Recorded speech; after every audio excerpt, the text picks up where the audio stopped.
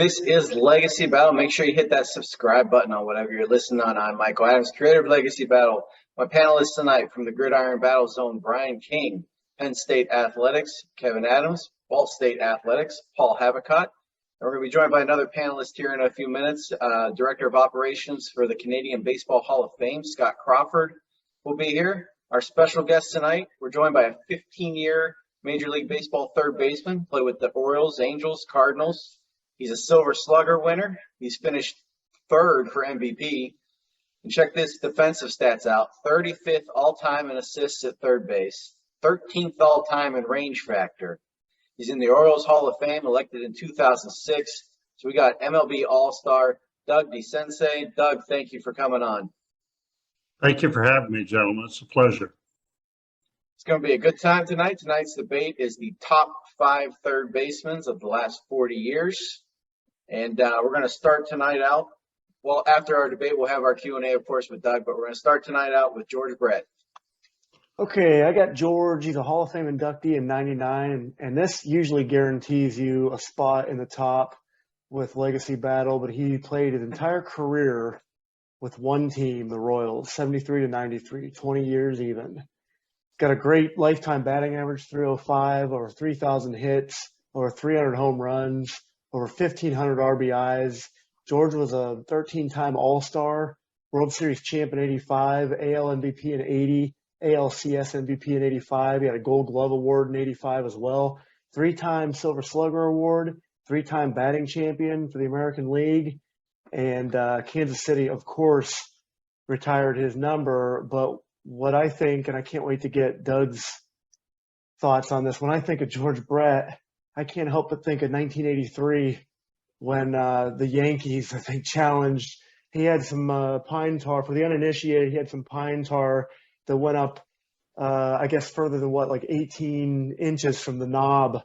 And so Tim McClelland ended up signaling George Brett out of the game, and he flipped his lid.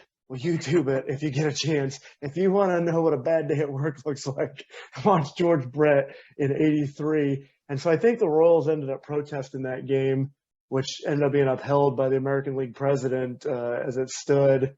I think he said the bat should have been excluded from future use and the home run should not have been nullified. But the game resumed August 18th, 1983, from the point of Brett's home run and ended with a Royals win anyway. So happy ending there, but I'll see what Doug thinks about that pine tar and that little Yankee, conspiracy going on there. But that's George Brett. So go ahead, Doug. Go ahead. Yeah. Okay, about that incident first, that was a Billy Martin move. He was waiting for the time when, George was one of the top competitors in the game during his career. I mean, he was a gamer and he played to win. And I think that Billy had noticed it beforehand and was just sitting there waiting for that opportunity. And sure enough, it happened. And there is a rule. Did that affect that ball coming off the bat? Absolutely not. Was it above the 18 inches? Yes. Was it in the center of the barrel of the bat? Absolutely not. So my view with that was, that was a crazy moment in baseball. And if I was George, I might have done the same thing. Okay. But more importantly, just to talk about George Brett as a player, this guy played the game hard every day that I ever played against him. And he was a very tough competitor. He did the little things that helped the team win. And he also stepped up when the time was needed to do the big things. I mean, to be able to have 3,000 hits and over 300 home runs shows you the quality of competitor that he was. I always had great admiration playing against him. How hard do you think that switch was from? He played first base in his later years. I mean, how hard do you think that switch is?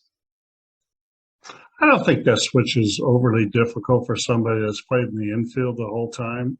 What it does is saves, you don't have to worry about your range factor. You don't have to worry about too many throws. Um, it's somewhat easy. When I came up, I don't want to say it's easy, but to just transition over, it's a lot easier than being a first baseman trying to transition to the ball coming to you at third, and then be able to catch it, stand up, and make a perfect throw. So very dynamic differences. His biggest concern he had was throwing the ball to second base. Okay, let's move on to another Hall of Famer, Wade Boggs. Wade Boggs, he didn't actually get into MLB until he was 24 years old. He spent 18 seasons, mainly played for the Red Sox. He also played for the Yankees and the Rays. Well, it was the Devil Rays when he was there. He was the 23rd player to reach 3,000 hits. In the 80s and 90s, he was pretty much in contention for the batting title pretty much both decades. He was elected into the Red Sox Hall of Fame in 2004 and into the Baseball Hall of Fame in 2005. In 97, he was ranked 9th on Sporting News list for 100 greatest baseball players. He finished his career batting .328, over 3,000 hits. He had 3,010, over 1,000 RBIs, 12-time All Star, making him the third consecutive appearances as a third baseman. 1 World Series title, 2 Gold Glove awards, 8 Silver Slugger awards, 5-time AL batting champion. This dude definitely has the bat. His number is retired on 2 teams, Boston and Tampa. First ballot Hall of Famer. He's the first player to make his 3,000th hit as a home run, which is pretty impressive. He is one of only 5 players to win 4 straight batting titles. He also hit over .350 in 4 straight seasons. Him and Tony Gwynn are the only 2 to do that since 1931. Tommy John had actually noted that Boggs always seemed to know what the next pitch was going to be. For pure hitting, Boggs is the best I've ever seen, John wrote in 1991. He's a phenomenon, a pure hitting machine. I've never seen anything like him. He lit me up. Wade Boggs definitely has the offensive power. He got the Gold Glove award a couple times. He has a good argument. I believe he hit the first home run in Tampa Bay history too, if I'm recalling correctly. I believe so. Yeah, that's what I thought. How many career home runs did he have? He had 118. Yeah. Okay. Yeah. So, Doug, that was actually going to be my question for you with Wade Boggs. Was I'm looking at our list tonight. He's really the only player who wasn't a power hitter. I mean, there were guys that hit for power and average, but Boggs was mainly for the average and the hits. So could he have been a guy, if he wanted to, that hit more home runs? Yes, I believe he could. He was a pure hitter, and probably the best 2-strike hitter I ever played against. I mean, as a 2-strike hitter, he was, he controlled his bat extremely well. He wasn't what I would classify a great RBI man by any means. Matter of fact, when playing against him, our rule was if there's a guy in scoring position, you throw the fastball down the middle because he's going to take it. And he usually would take maybe sometimes 2 pitches, but with 2 strikes, phenomenal hitter, just a phenomenal hitter. And when I guess you have that kind of confidence, you can take those pitches. But my belief as a third baseman is that you're there and you're there to be a power player. Just like if you want to bring up Rod Carew as a first baseman, Rod was never, and he was my teammate, and he was ranked higher as a second baseman. But when he went to first base, he was just considered a great hitter. Because he wasn't an RBI guy, wasn't a power hitter, and sometimes didn't necessarily make the difference in the game. I thought Wade was, again, I'm not taking it, I'm pure hitter, and well-deserved to be in the Hall of Fame. Defensively, when he was younger, he had in my view, he didn't have a lot of range. He didn't have a lot of range at third base versus probably some of the others. But in the same token, he had good hands, and he didn't make a lot of errors. Let's go to Scott Rolen. All right. Scott Rolen. So he had 7 seasons with the Phillies, 6 with the Cards, 2 with the Blue Jays, and 4 with the Reds. The thing that jumps out to me about Rolen right away was his high-quality fielding. I mean, he won the Gold Glove Award 8 times, including a stretch of 5 consecutive from 2000 to 2004. Rolen was successful right from the start. He was the NL Rookie of the Year in 1997 on the strength of his .283 batting average, 92 RBIs, and 21 homers. This started a streak of 8 seasons with at least a .266 batting average, 77 RBIs, and 21 homers. Rolen made the All Star team 7 times, once as a Philly, 4 times as a Cardinal, 2 times as a Red at ages 35 and 36. He also had some big moments in the postseason for the St. Louis Cardinals. In 2004, NLCS against Houston, Game 2, he homered in the 5th and the 8th to get the win. And in Game 7, in the 6th inning, he hit a 2-run jack off of Roger Clemens to put the Cardinals up for good and win the series. We may see Rolen in the Hall of Fame in Cooperstown very soon because 2008, he got 10% of the vote. 2018, 2019, 17%, 2020, it jumped up to 35, 2021, 52, and then now this past year, he got 63% of the vote. So that's only 12% less than that threshold of 75 that you need to get in. So definitely a deserving guy to be on this list tonight. I think he gets in. I think so, yeah. Go ahead, Doug. Okay, Scott Rolen was, a complete third baseman.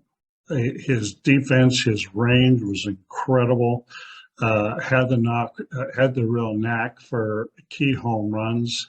He wasn't what I would say, the ultimate power guy at third base, but he was definitely a middle of the lineup hitter. And he probably saved as much with his glove for his pitching staff and made a real dynamic difference for the team that he played on. He always looked like he played hard to me. I never was a teammate with him, but I respected and admired how he played. The only question that I always had is, why was it that he played for so many teams? When you have those kind of abilities that he had, I was just always concerned about that. How many teams he played for? 5? 4. 4. Yeah, 4 4 different teams. Mm-hmm. Yeah. I didn't know, were any of them free agent moves? I think the one with the Blue Jays was, if I'm not mistaken. Okay. Later in his career? Right. Yeah. And I too think that, how many total home runs did he have? I'm sorry. I think he had like around 250 or something in that ballpark, I think. Yeah. Okay. So he's not reaching above George Brett in that category. He wasn't reaching above George Brett or in the RBI category, but defensively and all around, he just was to me like a true gamer. If we're ranking these guys, he's got over 300 home runs. I thought. Yeah, he does. 316. Yeah, he's got 316 home runs. Okay. I'm showing. Okay. So. All right. Yeah. He's pretty powerful. I correct myself. He's got over 300. That's not your fault. home runs. You got bad information from Brian. That's what you. Yeah, I did. Yeah. Misleading that. Yeah, that was. I think he tried Can't to trust him. I was estimating. Come on now. So just something positive before we move on Rolen. You said he played for a lot of different teams, which he did. Twice he was traded to contenders, but with the Reds, Joey Votto and Jay Bruce both give Scott Rolen credit for being a leader in the clubhouse and kind of showing them how their career should go. So I think he was a good clubhouse guy from what I've heard. So. Well, maybe he got traded. If you just told me he got traded because of trading to contenders at the end of this mid-season or something like that, then, that answers it, because then he didn't make any real major moves. I just always heard really good things about him. I don't know him. I've never met him. And I just admired how he played because I thought he was a gamer. Well, let's move on to Adrian Beltre. Okay. Sure. All right. Sorry, guys, for being a few minutes late there. No problem. Beltre obviously just retired a couple of years ago. 4-time All Star, 5-time Gold Glove, 2-time Platinum Glove, which means he could really play defense. I think he had the highest D WAR of anyone in here at 27. He had 477 home runs. He played 21 years at almost 3,200 hits, and his WAR was 93.5. And he played consistently, averaged 140 games a year during his 21 years. So to me, that tells you that, he was an everyday player for 2 decades, and which is really impressive, especially, a lot of players didn't play every day as they did back a few decades ago. So I think he's got the Silver Slugger. He played just under 3,000 games, 286 hitter. So he, to me, his defense was top notch, and he was good with power with anyone, and his longevity. Hall of Fame guy. Oh yeah. Yeah, absolutely. So with him, he's got 3,000 hits. I mean, that's pretty much assuring him the Hall of Fame, Doug. What are your thoughts on Adrian? How many home runs? Over 400. I know that. 477. There you go. Yeah, that's a lot over 400, by the way. Boy. Yeah, they're Okay. misleading you. Brian would have said he had like over 200. Yeah. He had a few. Well, Adrian Beltre was, the heart of the center of a lineup for any team that he was there. I mean, when he went to Texas, he made that team a completely different team. His defense, his all-around ability to be out there and lead, playing every day. His offensive categories were something that every team would like to just have a guy like that sit in the center of your lineup, and then you fill in around him. Fabulous, fabulous ball player. I know when he was young, he came up, he was thin, and he ended up being a very large man. And, showed power, showed all that stuff. And from everything that I understand about him, again, I never played with him. I was retired and moved on. But those who were teammates with him had the utmost respect. And those people that I talked to, I have respect for. So, true gamer. I mean, he wasn't short in any category as a third baseman. Well, now it's time for our only player who's still playing, and that's Manny Machado.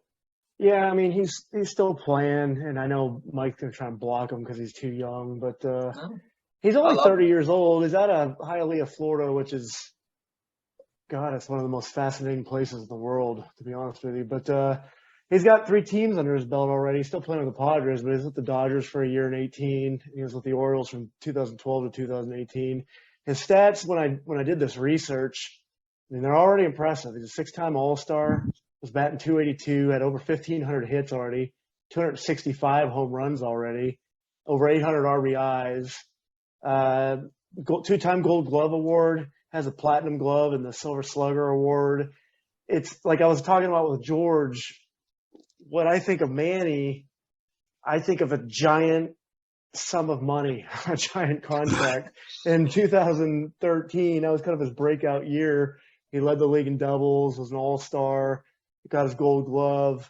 People were starting to talk about him in line with Brooks Robinson and stuff like that. But when he went to the Dodgers and he helped the team reach the World Series later on in 18, that offseason, that's all we ever heard about was how much money. and I think he got $300 million for 10 years. And maybe correct me if I'm wrong. Wasn't A-Rod like before that probably the largest contract? He might have gotten like 270 or 275 back in when he was traded. But that's what I think of Manny. But listen, he's only 30. He's got 6-7 more good years, maybe. I think he's going to get over 2,500 hits, maybe past 500 home runs. Manny's pretty good. Already has the MVP under his belt. So, Doug, players usually slow down after 30 back in the day, but not so much anymore. I mean, what do you think Manny can do here for the rest of his career? Well, first of all, let me correct you. I don't think players back in the day slowed down at 30. I would say, you reach that 35 number, then things start to change and you better be making adjustments. But any player today, or even back, if you hit 30, that didn't if you took care of yourself and that I didn't feel like I lost a step at all until maybe I was 36 and 7, and I certainly didn't lose anything on my arm or my power until later. But I think Manny Machado is still one of the great players of today's game. His talent is immense. His ability to hit the ball, to not just pull it but hit it for power all over the place, is tremendous. I think he is a future Hall of Famer, providing he stays healthy. And when he was young with the Orioles, he missed a couple of years with injuries and things. So I think it was both his knees. And so you wonder about that aspect later in his career, whether that bounces back and bites him and holds him back from those upper echelon numbers that he is certainly on that scale to reach. Another player, a modern day player that you put in the middle of your lineup, every team would love to have a Manny Machado playing third base in the middle of their lineup. I mean, he is that good, and his upside is, is all what he can do. I mean, he's just going to keep going and going. I only saw the one negative that I've watched about him at times is his lack of hustle, which probably loses a tremendous amount of respect in the clubhouse at times.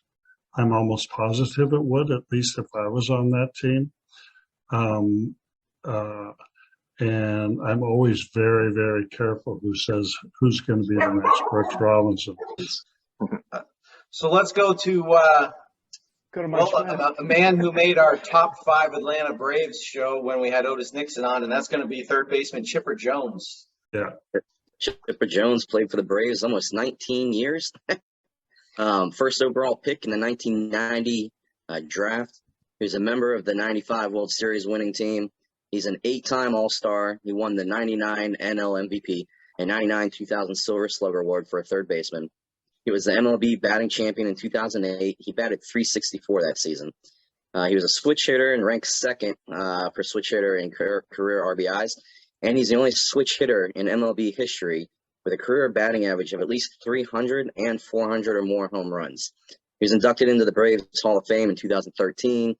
He was inducted into the Baseball Hall of Fame as a first-year ballot in 2018 with over 97% of the votes. Jones ended his career in 2012 with a .303 batting average, 468 home runs, over 2,700 hits, and over 1,600 RBIs. He has the most career RBIs for a third baseman. Again, his 8 All-Star appearances, 1 World Series, 1 NL MVP, 2 Silver Slugger Awards, MLB batting champion. A Bleacher Report had listed him as the number 3 best third baseman of all time, and ESPN ranked him as number 4. He has the ability as a power hitter, a hitter for average, and the ability in the field, making him one of the best well-rounded players in the history of baseball. Doug, your thoughts on Chipper? I know he had knee problems in his career, and they moved him to the outfield there for a little bit. So what are your thoughts on Chipper?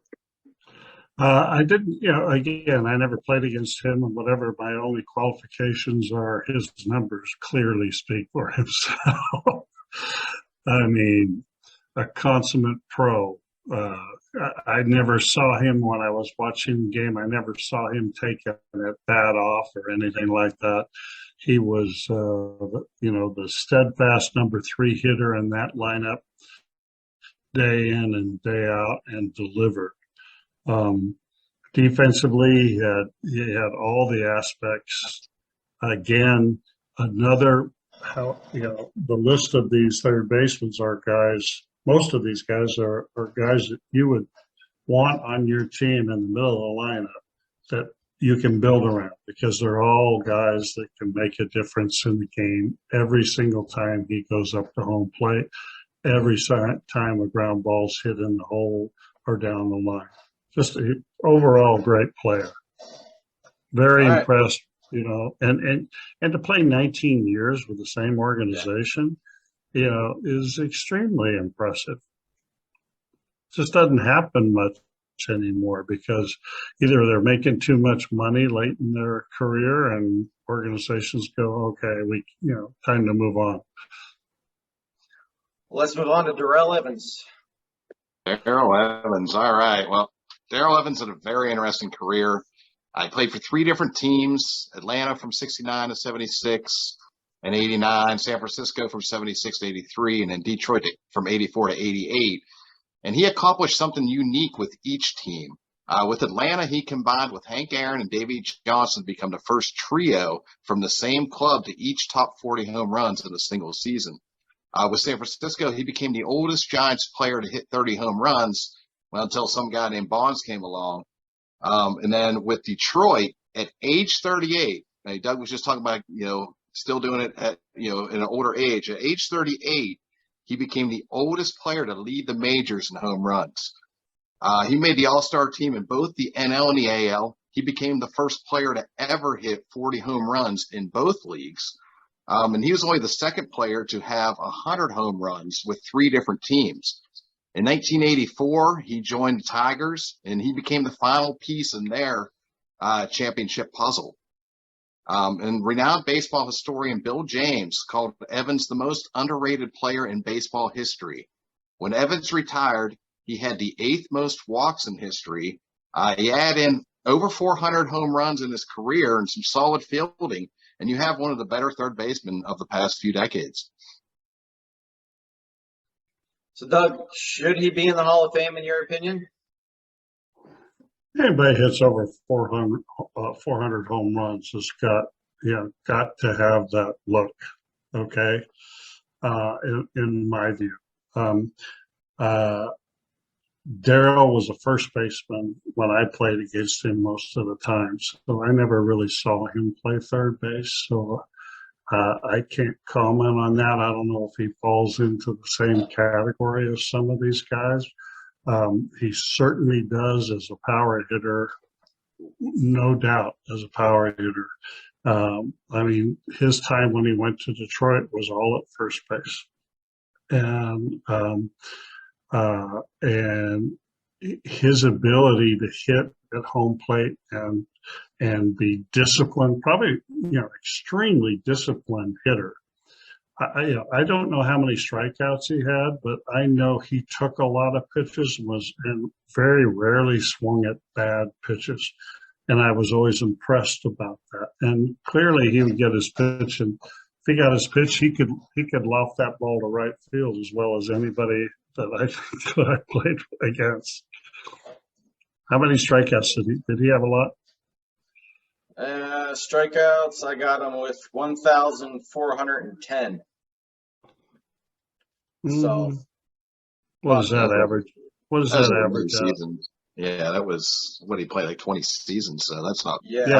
That's not bad. 20 seasons. Yeah, that's not as I said though, he'd never chased bad pitches. Very rarely did he chase a bad pitch. Yeah, to walk that many times, that tells you he's got the plate discipline. Oh, superb plate discipline. Superb with power, which is usually a rare combination. Right. You Almost an oxymoron, got power, sometimes you're a little bit more of a free swing. He played over 1,400 games at third base, so quite a few. Yeah, it had to be young in his career, and I never really saw him. Yeah. Right. Let's move on. I never looked at him as a top defensive third baseman, but clearly a top hitter, and clearly you don't spend 20 years in the big leagues because you're doing something wrong. And you know what? Just and a great person, really great person. Darrell Evans is a great person. And we're going to finish tonight with, might be the greatest third baseman of all time. I mean, we don't rank them. We just pick the top 5, but let's go Mike Schmidt. Yeah, I mean, like you just said, maybe best ever Hall of Famer, 3 MVPs, played 18 years. He won 10 Gold Gloves in those 18 years. We talked about homers this year. Today, he had 548 career home runs. He was MVP in the 80 World Series when they won. His WAR was over 100. His OPS was 148. He's a 908 OPS, so 6 Silver Sluggers, a 12-time All Star. I mean, Mike Schmidt was, like I just said, pretty darn good. Doug. Yeah, I would say, that's why I commented earlier. I thought we were only doing 6 of them, but then, and I said, where the heck's Mike Schmidt? Because, I don't know where he ranks as the top third baseman in baseball, but got to be up there number 1 for me. Great defensive player, great RBI guy in the middle of your lineup, and his home run power was something that you just had to be careful if you were an opposing pitcher. One of the best. So our shout outs tonight to the players that just missed the list. We got Evan Longoria, Chris Bryant, Gary Gaetti, Tim Wallach, and of course can't leave out Doug here. He just missed our list tonight too. So let's move into our vote. And Paul, you're in my upper corner. Guys, you cannot pick your own. Yeah, I'll just take the easy one. I'm taking Schmidt. Okay. Brian?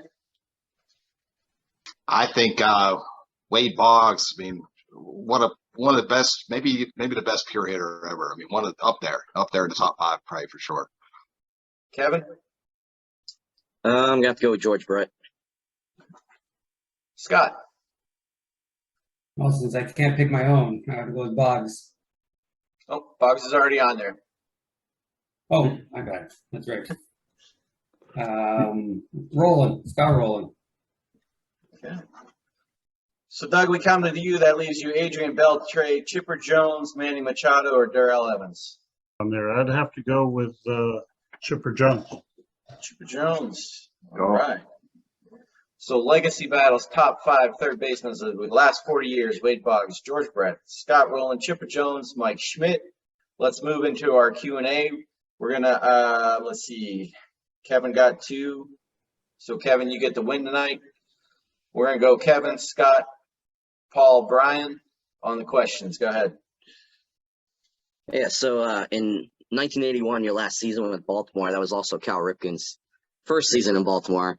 When he came into the team, were you guys excited was the hype there? Did you guys think he was going to be what he turned out to be in his career? Well, first of all, Cal Sr. was my baseball dad, in the minor leagues.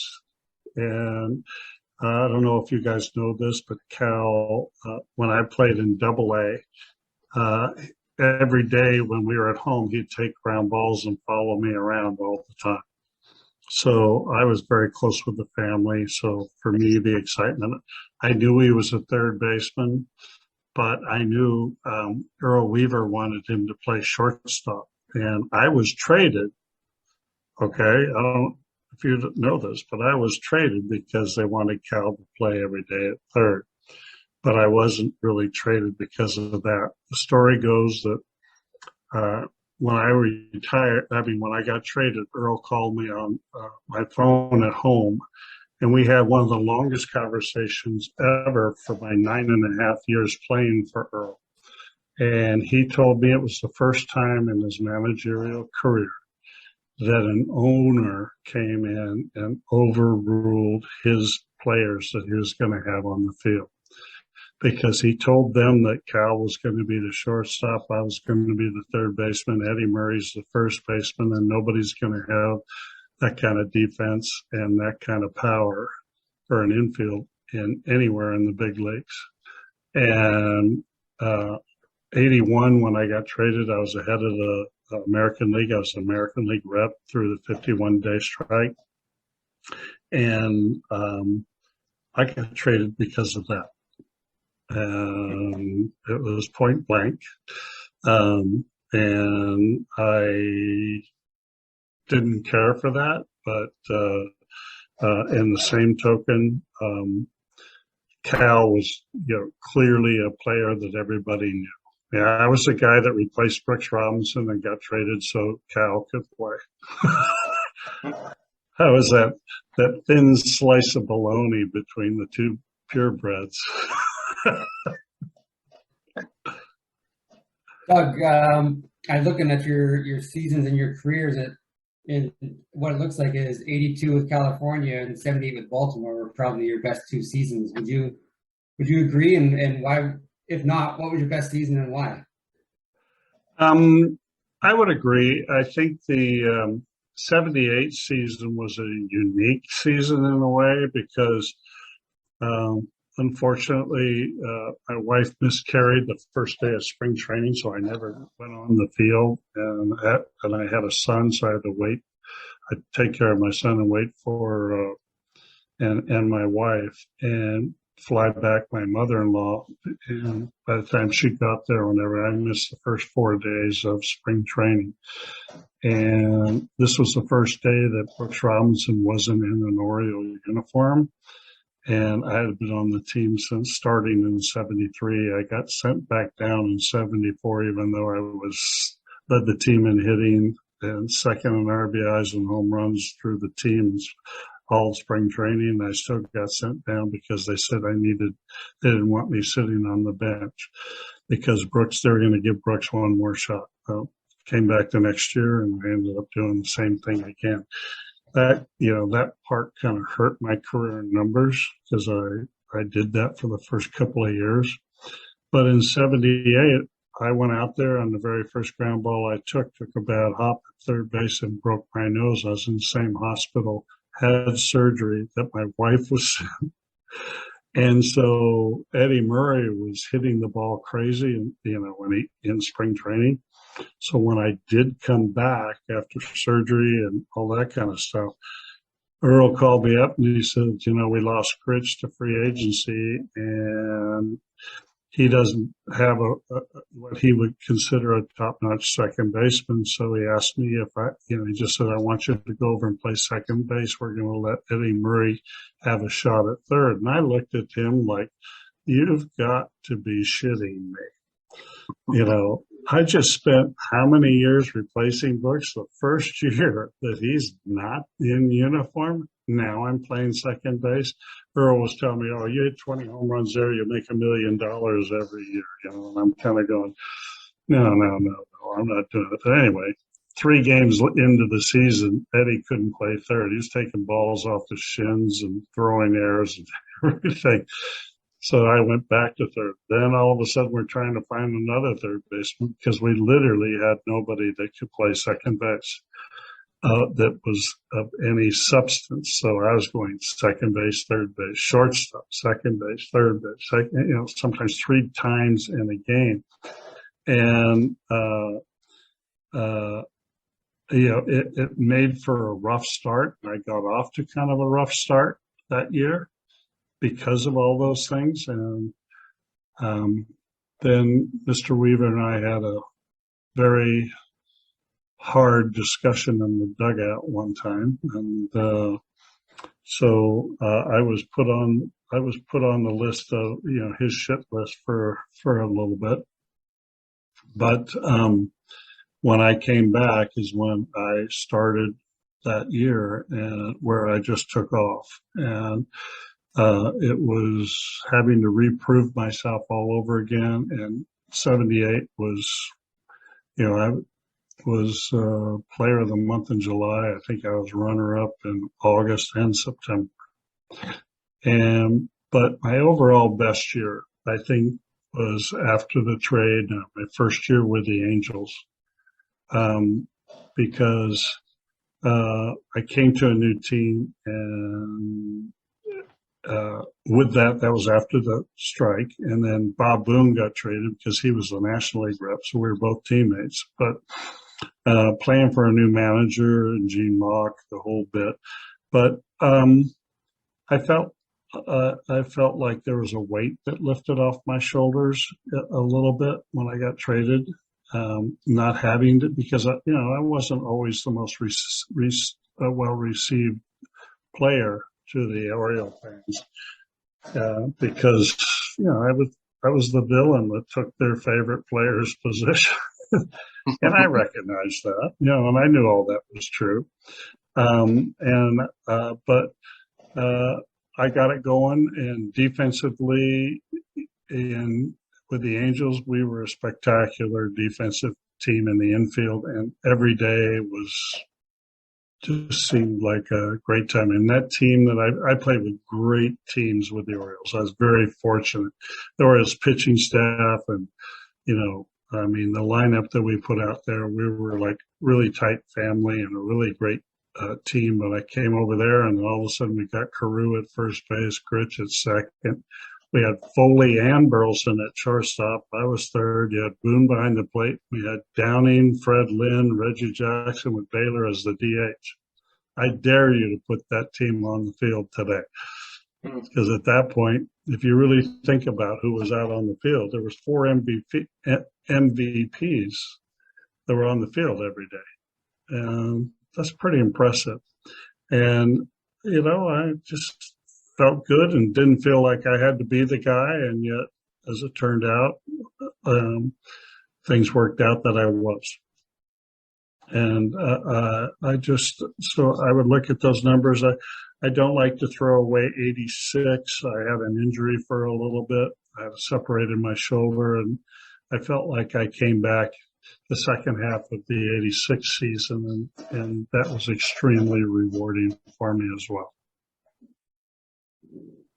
Speaking of rewarding, Doug, we're talking to somebody tonight who's an All Star, 1983. In 1979, you had a walk-off home run. And then you've also hit 3 home runs in a game, but you did it twice within 5 days. So I would ask you, any one of those is, if I had done those, I'd be on like an endless loop in my mind. Those are like, any one of those scenarios is like a little leaguer's dream. So for me, pick your favorite child here. What's one thing, if you could pick from those, that you were like, that's what I'm proudest of? They're all phenomenal. They really are. Think about it. Well, that home run walk-off started Oriole magic, and it still exists today in the city of Baltimore. When you hear that song and everything. So I was honored to do that. But hitting 3 home runs in a game twice in the same You're locked week, in, man. You're locked in. That ball looked like a huge watermelon. grapefruit, coming up the home plate, and off with some pretty good pitchers too. But I ended up hitting 10 in 8 days, so that's probably the hottest I've ever been in my career. So that ranks up there. But clearly, walking to home plate, my first at bat in the World Series, we had gotten rained out of the opening night, and then a cold front came in. We woke up the next morning. It wasn't raining because there was 14 inches of snow on the ground in Baltimore. The temperature when we started that game, and if you guys from Pittsburgh, maybe you've seen the clips, I don't know, but was 28 degrees. We started at 8 o'clock Eastern time because of the West Coast, and you could talk, and it looked like your voice got frozen out in front of you every time. It's extremely cold for baseball. But I had to step out of the batter's box twice because my stomach muscles, I couldn't tell whether it was because I was cold or my stomach muscles were just jumping. My whole body, everything was just on edge. And I ended up getting ahead of Bruce Keeson, and he tried to bust one of his fastballs in, and I hit it about 4-something into left field. And I was into the game at that point. I finally got into the game. But when I hit second base, and I think all of you might relate to this, I saw my childhood friends and everything out my front yard playing wiffle ball or up at the Little League field playing over the line, and we all step up there now batting in the World Series, Doug DeCinces. I can't tell you how many times as a kid that I did that. And to step up and hit that home run, my first, I don't remember touching third or home. It just, everything, my whole mind was going through my childhood and the dream. And I mean, I was just so grateful to get a chance to play in a World Series, let alone anything. But to do that, wraps, that's the number one. Do you hear this, Mike? He's so good. He took a choice that wasn't even in my list, and that's his favorite memory. And you wouldn't put him on the best third baseman list. This is a crime. Finish us out, Brian. It's a crime. So Doug, you mentioned a few of these guys already, but you played alongside of some truly great players over the years. Brooks Robinson, Jim Palmer, Reggie Jackson, Dennis Martinez, Rod Carew, Eddie Murray. I go on and on. If you could choose one of your former teammates to build a team around, who would you choose? And who did you get along with the best or bond the best? How fast do you want me to answer? Why are you just going to say Jim Palmer? Eddie Murray. Eddie Murray? Okay. Eddie Murray was, and he and I are still very close today. Matter of fact, I was up in Cooperstown this past, 2 weeks ago. My grandson was up there playing in that Cooperstown baseball team, and I went and had dinner with Eddie and Cal and Ozzie Smith and a couple other guys, Griffey and Larry Walker. And Eddie Murray, to me, was probably the best clutch hitter that I ever played with, and definitely against. 19 career Grand Slams. 19. Okay, what does he rank? Second or third, something like that. I remember seeing Eddie in his first at bat against Nolan Ryan, and Nolan's got the eye black on, the whole bit, the intimidating factor, and Eddie's hitting right in front of me. Eddie's hitting fifth, I'm hitting sixth, and I think Reggie. No, was it Reggie? No, it wasn't Reggie. Maybe it was Lee May hitting fourth. But he swung through a fastball, first pitch, just missed, fouled it straight back. And Eddie's a rookie. And Nolan comes down and gets the ball, walks a few more feet forward, rubbing the ball with his hands, staring at Eddie. Eddie never blinked. He just stared back at him. Next pitch, he knocked Eddie down right at chin music. Oh, wow. Next pitch went off the right field wall for a double. Okay. Comes up the next time. He's leading off this inning the next time. Nolan gets the ball. He's standing at home plate watching Eddie walk up to home plate.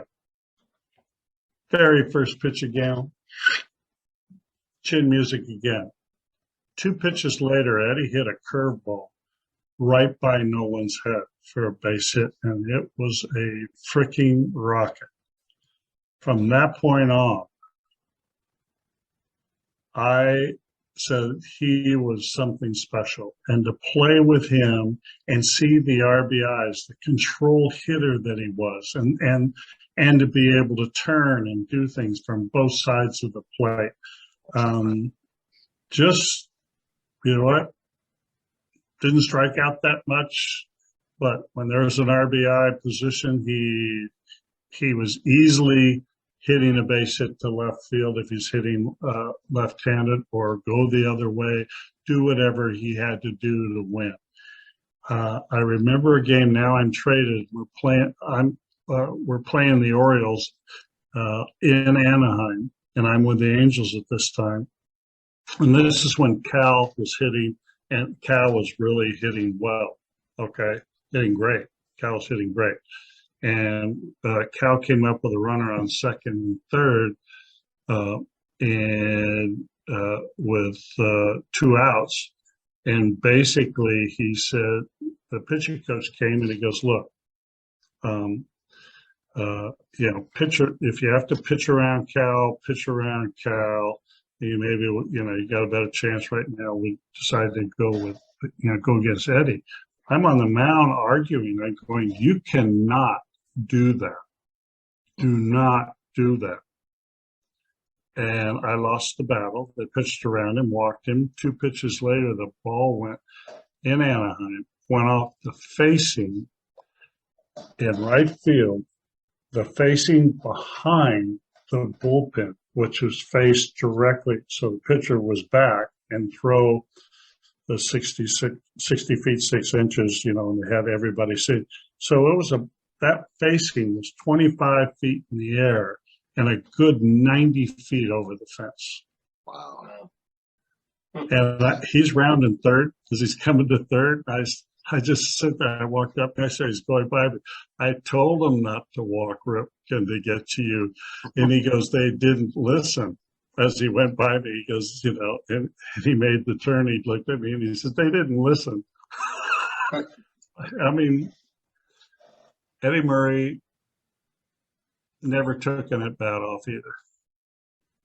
Okay, so Rod Carew, a magician with the bat, phenomenal. Reggie Jackson had great effect for how would I say this? I mean, his power and everything that he had, but he had great effect to rise to the TV games better than any player I ever played with. I mean, he could switch it off and switch it on better than anybody I've ever seen.